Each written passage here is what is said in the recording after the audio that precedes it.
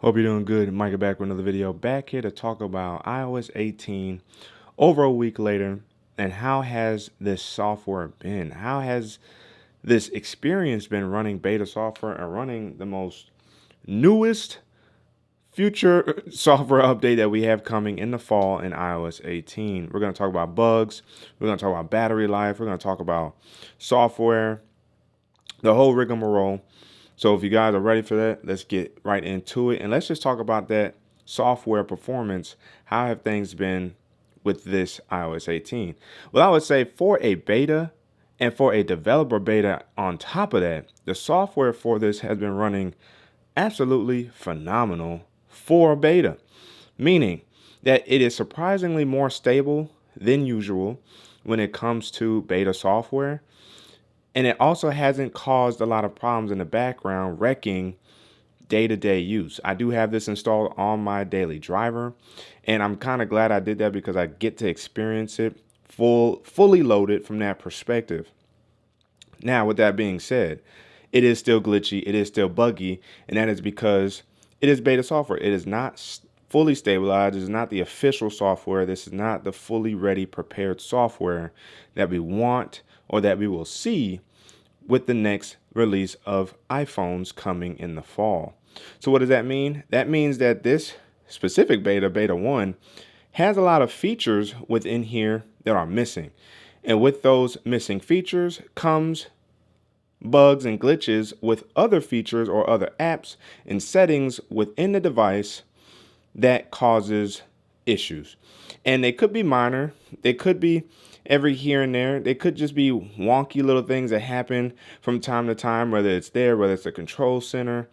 It could happen anywhere. One of the bugs I was experiencing was with my mail app, and it was constantly refreshing and not actually refreshing the badge on the mail app. That was a bug that I was having, or that I've experienced with this software. I've experienced an issue in Apple Maps where I was trying to download the offline maps on here, and they would not download. And then once I kind of rebooted the phone, then they were downloaded. So I downloaded all my maps, all that data. Then it looked like it didn't download, so I attempted to do it again. But while it was processing again, I was like, how about let me reboot the phone? When I rebooted the phone, all my offline maps ended up showcasing on the device. So that's another bug I've ran into, and these are just with Apple's apps themselves, nothing really third party. We know that with this update, we have the ability to customize, right?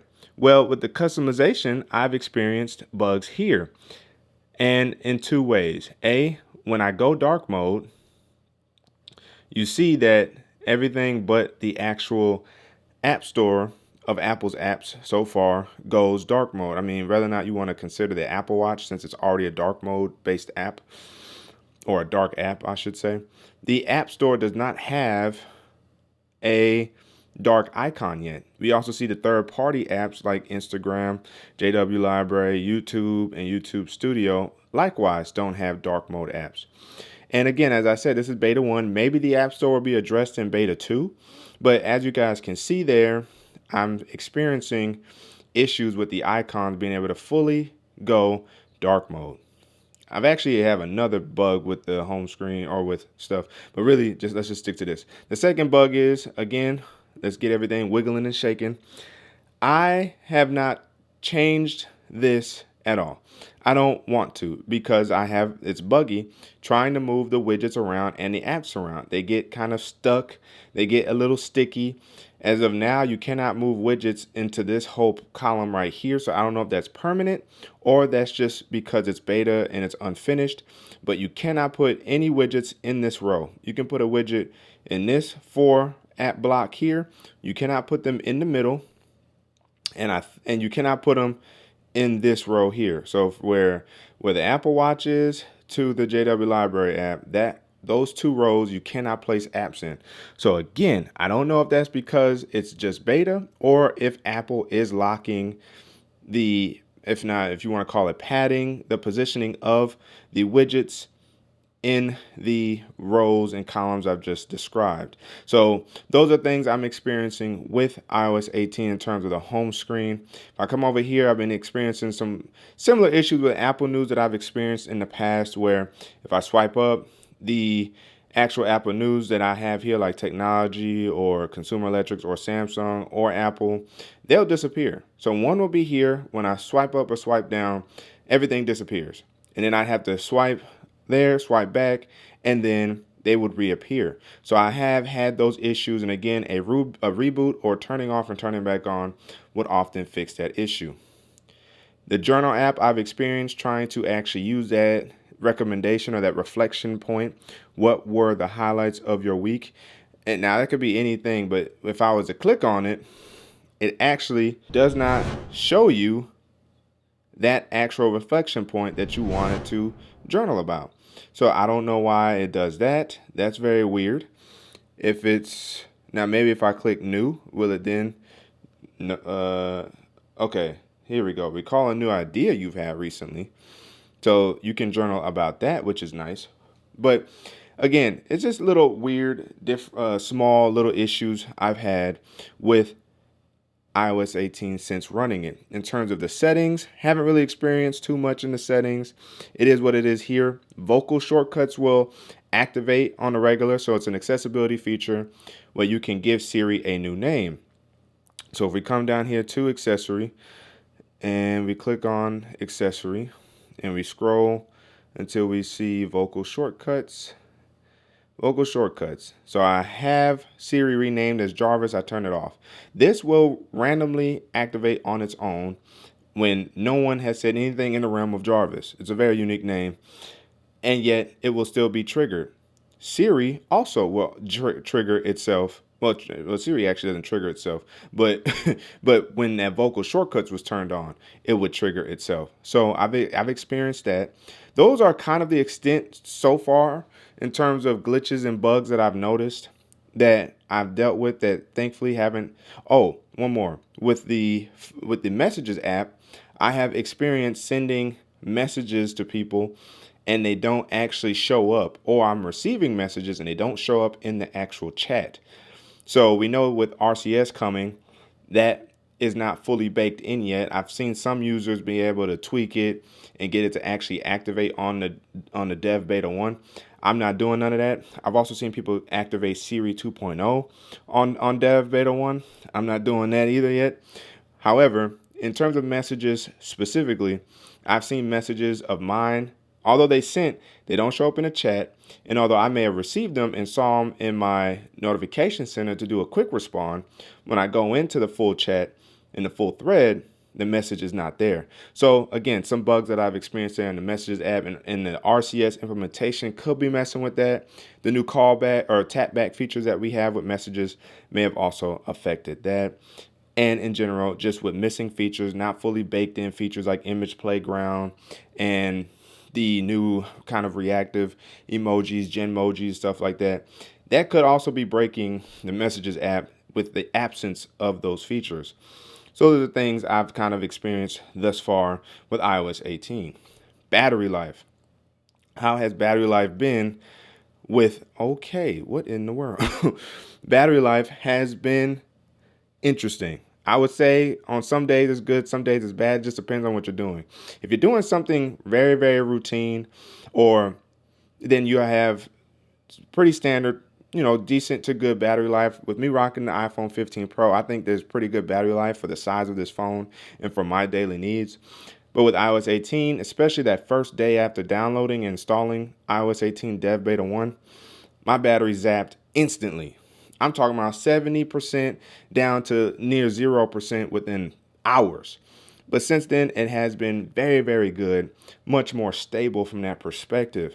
But if we come in here and go to battery and actually check out my battery life, thankfully it's still normal. You see my few random charge periods. And with me using wired CarPlay, you'll see my charging looks a little inconsistent in general from that perspective. But if we come in here to battery health, I'm still at 100%. Thank you. 223 cycles of charging, and it's still normal, which is really good. Now, one thing I've experienced today specifically was while on my phone in Safari doing some web surfing and doing some document form filling out and stuff like that. I saw my battery drop from 10% to 4% in a matter of like 2 minutes. So sometimes even though the phone may not be warm or hot, it will zap battery sometimes. That is the result of running the beta program. But one of the things that I'm appreciative of to use while on the go or while sitting in the living room is a new charging option that I have. And shout out to Interval for sending this out. And be mad at Amazon for all this crap on the front. I wish they didn't do that. But Interval is a kind of like a 2 to 3-in-1 charging where you can charge your iPhone, Apple Watch, and earbuds. So let me go ahead and unbox it so I can show you guys real quick. And let's see what we get in the box. Bop, boodle, bop. Get a cable, USB-C to a okay, with an L-shaped USB-C. I like the fact that they thought about that. Get this nice little tray here. It looks like you get a charge brick as well, which is really good. So upon taking this out of this, throw that over there. Let's go ahead and hata. And it's something very simple like this. That's how you spell them. Link will be in the description box. Interval. And as you guys can see, it is MagSafe. Just like that, as you guys can see. Pretty strong. I'm wiggling it. iPhone's not falling. So that's one way to charge. Now, I have to figure out how to actually open this. Oh, okay. Just gotta use some strength. So there we go. So as you guys can see, how do you all right. Oh, okay. Wow. So that's what this looks like right there. So you could place your Apple Watch here, and you could place your AirPods or earbuds right here. It's got a nice rubber platform, so that way they don't slide around. This is, I would imagine, of course, MagSafe due to the watch's nature. And then, of course, this is MagSafe Clean White Interval. So link will be in the description box for you guys if you guys want to check that out. And again, you get black accessories with the cable and the black charge brick right here. I dig it. Something very useful for the living room, I think, in my opinion. I will find a way to set this up in a little bit. Now, let's get back to the video. And in regards to battery life, as I've said, battery life has been very decent to good at best since running this iOS 18, but nothing that's gotten in my way of using my iPhone, which I'm very happy for. And hopefully with beta 2, with more added features or tweaked, more stabilized features, that will also improve battery life. And then overall, the performance has been solid. Like I said, I'm running this on my daily, and I haven't really had any issues being able to do day-to-day tasks. I've been able to tweet. I almost feel like the modem has been improved, though. I've been able to get faster connectivity and data transfer speeds, in my opinion, since running iOS 18. So I think that's definitely a plus, something I'm definitely appreciative of and grateful for, because uploading pictures on a regular basis, sending content back and forth between people, you know, that can bog down a little bit. And with iOS 18, it definitely has not gotten in the way. If anything, it has improved it for me when it comes to this phone. Now, when's the suspected Dev Beta 2 supposed to drop? I'm hoping this coming Tuesday, Monday, Tuesday, we'll get Dev Beta 2. We know that the public release is coming in July, so it could be the first week of July, which will be around July 4. That's when we could potentially get the public beta 1. And then for me, I might switch over to the public beta 1 from the dev beta 1. Just makes sense because I'm not a developer. So I did this for you guys, to bring content for you guys. And then I'll jump on public beta 1 because it would be more stable and more features will probably be here for the public to actually preview and try out. So that's what I'm looking forward to when it comes to iOS 18. Let me know down your comments in the comment section below your thoughts. Have you guys tried the beta yet? Are you thinking about it? Are you waiting for the public beta? Are you waiting for the stable official release? The comment section is open for discussion. Again, as always, if you guys haven't already, make sure to ignite the like button, subscribe to the channel, hit the notification bell. It's all free. That way it's my video, so you and I can sit back, check, see what's cracking. And don't forget to hit that super things button down there by the like and dislike button, Cash App and PayPal.